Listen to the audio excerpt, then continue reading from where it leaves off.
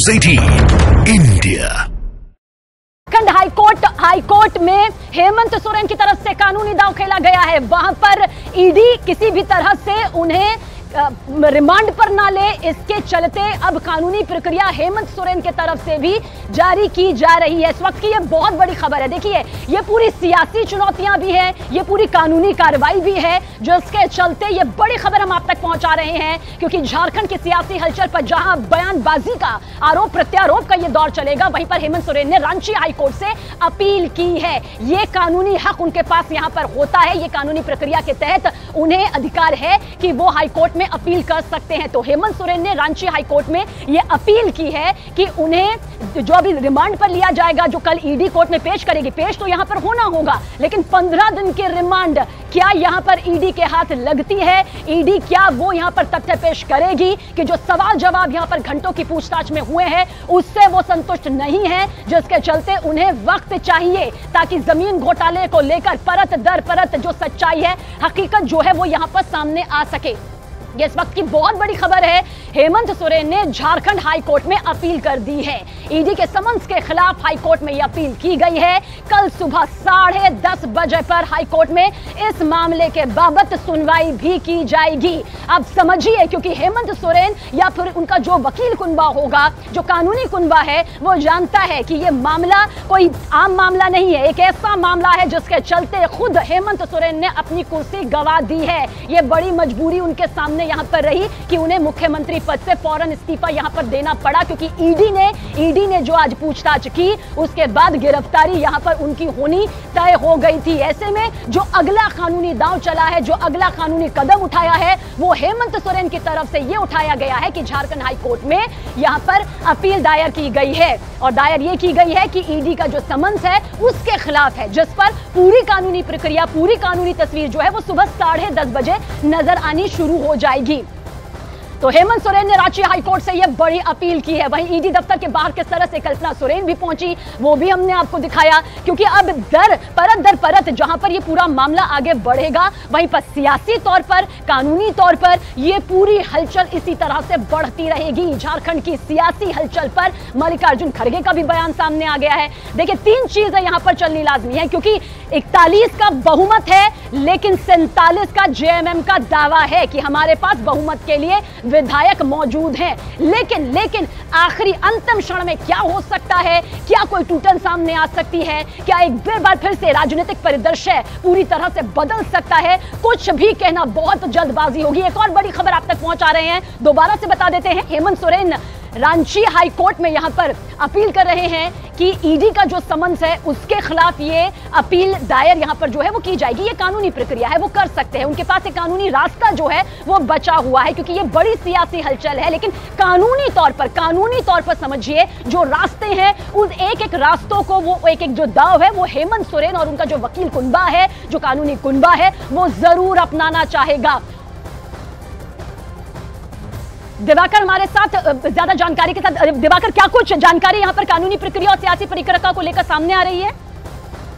देखिए, राजभवन से पिछले गेट से सीएम को ले जाया गया और सीधे अब ईडी ऑफिस ले जाया गया है। और ईडी ऑफिस के अंदर अभी सीएम, जो निवर्तमान सीएम कह सकते हैं, क्योंकि सीएम पद से इस्तीफा दे दिया और उनका इस्तीफा मंजूर हो गया है, तो अब सीएम पद पर हेमंत सोरेन नहीं है। और हेमंत सोरेन की जो प्रक्रिया है आगे की, ईडी पूछताछ कर रही है। ये बताया जा रहा है कि आज रात ईडी ऑफिस में ही सीएम गुजारेंगे। उसके बाद जो है मेडिकल टेस्ट के साथ ही ईडी कोर्ट में उन्हें पेश किया जाएगा। और ईडी कोर्ट में पेश करने के बाद ईडी चाहेगी कि उन्हें रिमांड पर लिया जाए। 7 दिनों का रिमांड या 15 दिनों का रिमांड होगा। तो अब ये कानूनी प्रक्रिया शुरू हो जाएगी और हेमंत सोरेन की मुश्किलें यहीं से शुरू हो जाती हैं।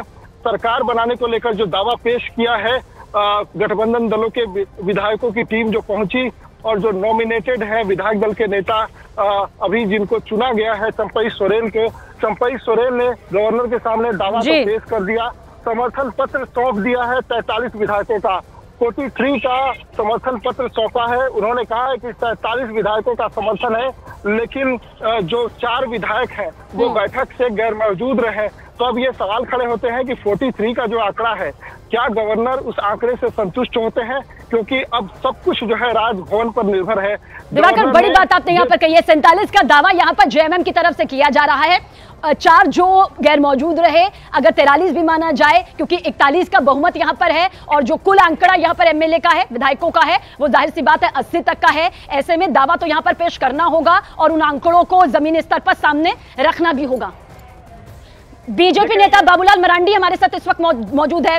बाबूलाल मरांडी जी, यहाँ पर सीधे तौर पर अब मल्लिकार्जुन खड़गे कह रहे हैं जो मोदी जी के साथ नहीं गया वो जेल जाएगा, क्योंकि झारखंड का ये पूरा राजनीतिक जो परिदृश्य है वो बदल गया है।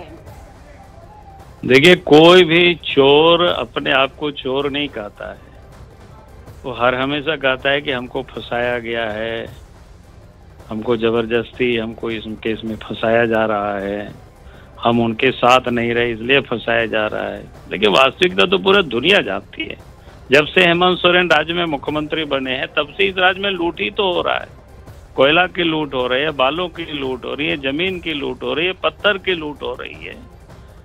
पिछले दिनों कई एक ठिकानों पर छापा मारा गया तो कितनी पैसे पकड़े गए वो भी किसी से छुपा हुआ नहीं है। 2 IAS अफसर पहले से यहाँ जेल में बंद है, कई एक इंजीनियर जेल में यहाँ बंद है, कई एक लोगों के लिए तो ईडी वालों ने लीक करके दिया कि इन लोगों के ऊपर FIR दर्ज करिए। हेमंत सोरेन ने अपने अलमीरा में उसको रख दिया है।